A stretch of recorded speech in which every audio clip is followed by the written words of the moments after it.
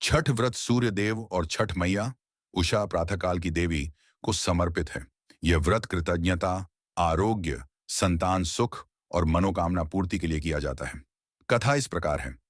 छठ व्रत की पौराणिक कथा। बहुत समय पहले राजा प्रियव्रत और उनकी पत्नी मालिनी का कोई संतान नहीं था।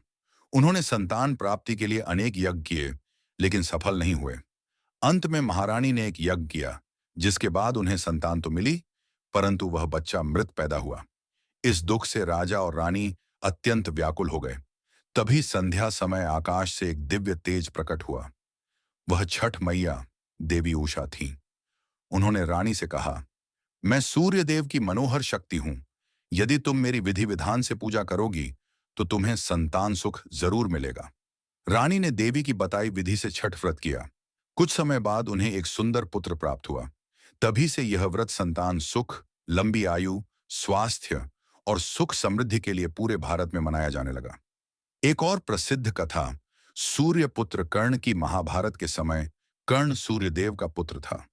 वह प्रतिदिन सूर्यदेव की उपासना करता था और जल में खड़े होकर अर्घ्य देता था।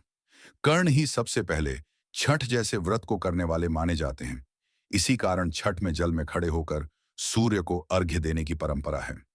लोक कथा। राम और सीता का छठ व्रत। वनवास से लौटने के बाद भगवान राम और सीता ने भी सूर्य देव की कृपा प्राप्त करने के लिए कार्तिक शुक्ल षष्ठी को छठ व्रत किया था। यहां से भी छठ व्रत की परंपरा शुरू होने का उल्लेख मिलता है। छठ व्रत का सार। यह व्रत पवित्रता, निष्ठा और तपस्या का प्रतीक है। इसमें केवल सूर्य देव नहीं, बल्कि छठ मैया की पूजा होती है। व्रत करने वाला व्यक्ति 36 घंटे तक निर्जला उपवास रखता है। डूबते और उगते सूर्य को अर्घ्य दिया जाता है।